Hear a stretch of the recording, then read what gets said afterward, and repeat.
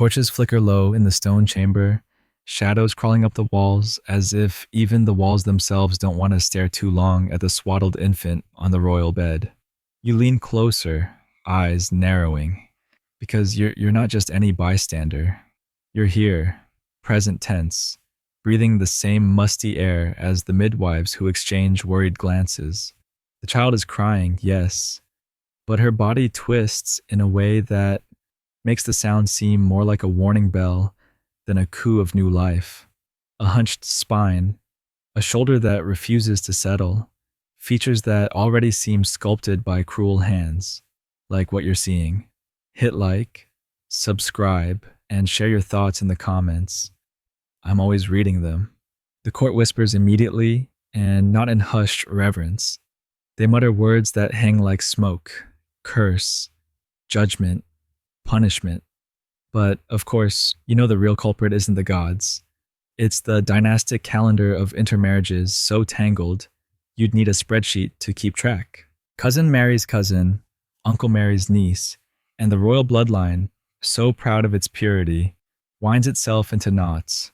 What emerges is not some flawless golden heir, but a fragile girl who would become known across centuries as the Hunchback Queen. You stand among courtiers too polite to say it aloud, but their eyes trace every crooked inch of her frame. As she grows, so does the legend of her body. She is paraded through chambers in miniature gowns embroidered with enough jewels to distract from her bent back.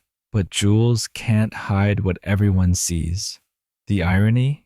In this period, physicians cheerfully prescribe ground pearls and powdered antlers as if deformity can be polished away like tarnish.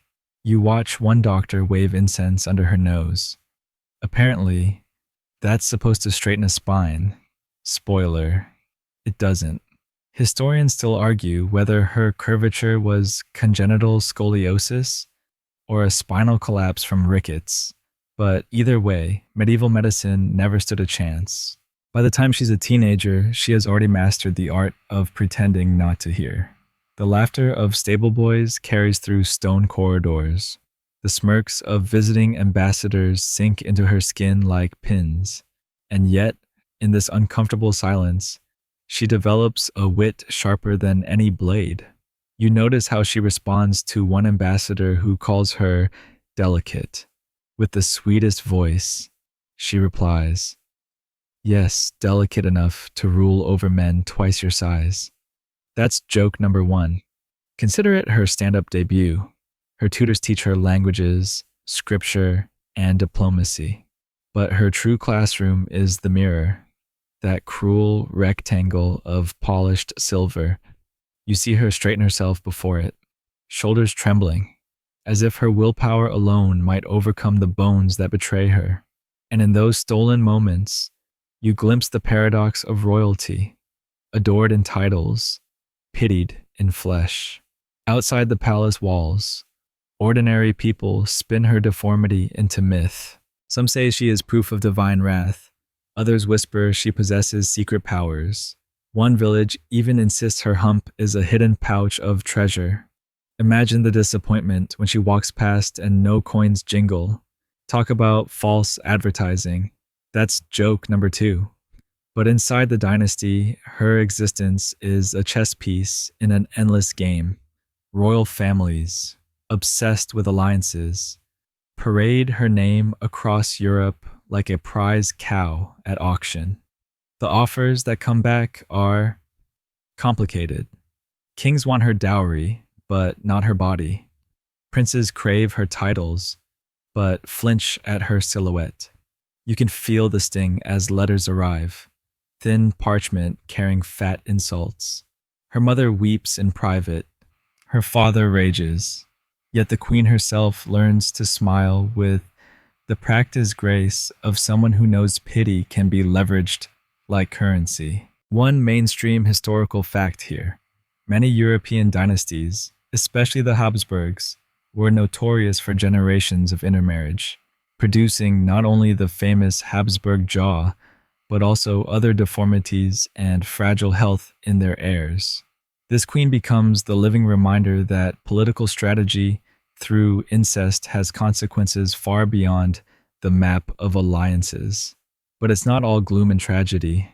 In a quirky footnote, she insists on collecting exotic pets as if compensating for her own warped frame with creatures just as odd.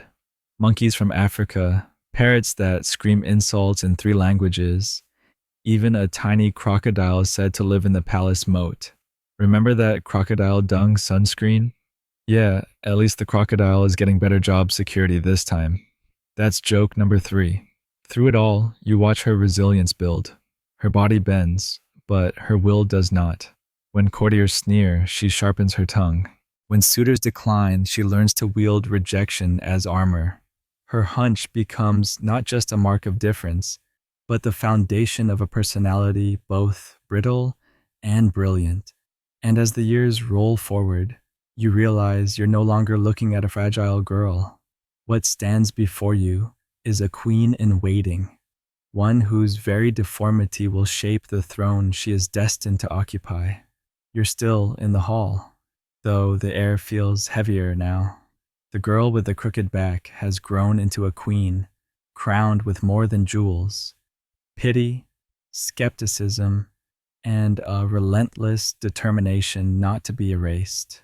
You see her seated on the throne, her gown pooling like a tide around a body that cannot sit straight.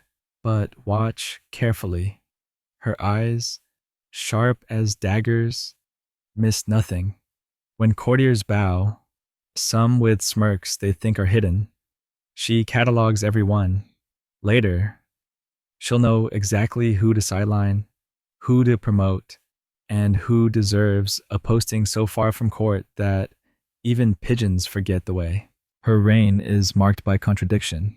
On one hand, she's a fragile figure, often retreating to chambers with bouts of pain. On the other, she insists on attending councils, her thin voice carrying decisions that surprise the old men around her. Historians still argue whether her decrees were truly hers or scripted by advisors, but you notice the little things: her hand tapping impatiently when a minister rambles, her sly interjection to cut short an argument, her ability to turn pity into obedience. Being underestimated becomes her secret weapon. After all, who better to maneuver power than the one nobody expects? Outside, the people gossip endlessly. Some call her cursed, others saintly. In marketplaces, old women claim that merely seeing her bent silhouette passing by brings luck in childbirth. A fringe tidbit: traveling bards compose songs about her magical hump, claiming it holds wisdom from the ancestors. You try not to laugh when one minstrel even swears she carries relics inside her back, like a walking reliquary. Imagine the customs officer checking that baggage. But inside court walls, things are sharper. Foreign envoys arrive, blinking at the reality of the queen they had only heard of in rumor. Some look disappointed, some alarmed, and a few, intriguingly, fascinated. She knows this, and she leans into it. At one banquet, you watch her deliberately rise from her seat, shoulders crooked, and walk slowly across the hall in silence. The effect is mesmerizing. No laughter, no whispers, just a recognition that this woman, bent but unbroken, commands the stage. A hunch becomes a spotlight, and she knows it. Yet her personal life remains tangled. Suitors treat her marriage like a political contract, rarely a romance. When one prince declines, citing fragility, she quips, "Better fragile than fragile-minded." That one stings, and you grin at her nerve. Still, the loneliness is palpable. She writes letters at night, you imagine, to cousins abroad, confessing that her body is treated as currency, her heart as an afterthought. The candle gutters, and so does her hope for affection, not measured in treaties. One mainstream fact: queens with deformities or disabilities were not unheard of in medieval and early modern Europe. But records are scarce because chroniclers often downplayed or erased physical flaws. The few mentions we do have, like Anne of Bohemia rumored to be frail, or Joanna of Castile painted as mad, show how history twists women's bodies into morality tales. For this queen, the hunch defines every page written about her, whether she wanted it or not. And still, she rules. You see her push through pain to preside over disputes, her small hand lifted in quiet command. Armies march at her orders.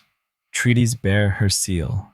She is mocked, yes, but she is also obeyed. And here lies the paradox. Is she powerful because she is pitied, or pitied because she is powerful? Scholars sip coffee centuries later and debate endlessly, but in the candlelit present you occupy, there is no doubt. She is both. She cultivates allies among the overlooked, younger nobles, foreign-born clerics, even women of the court normally excluded from politics. You notice how she laughs with them, that rare, genuine smile not masked by courtly duty. Together, they form a circle where her crooked frame is not the punchline, but the center. In a world that measures worth by straight spines and perfect lineage, she builds a throne of misfits and loyalists.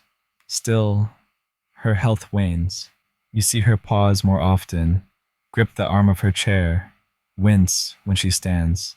She is young, but her bones are old. Rumors ripple through the court. She won't last. She can't endure. Her reign is a footnote. Yet she outlives several rivals, watching smug lords carried out in coffins while she, crooked but breathing, remains. One could almost call it divine comedy. That's joke number 1 of this reign. Near the end, she begins commissioning portraits. Painters try, oh they try, to flatter her figure, to soften the bend, to elongate the neck. But she stops one brush mid-stroke and says, "Paint what you see, not what you wish." Imagine that. A queen demanding honesty in an age of flattery. That's joke number 2. Her deformity ends up being the most honest politician in the room. The final years are quieter. She leans more on prayer, on letters, on memories. Yet even in decline, her influence lingers. Laws she signed still shape the kingdom. Alliances she forged still hold. At her funeral, the crowds gather not to laugh, but to weep.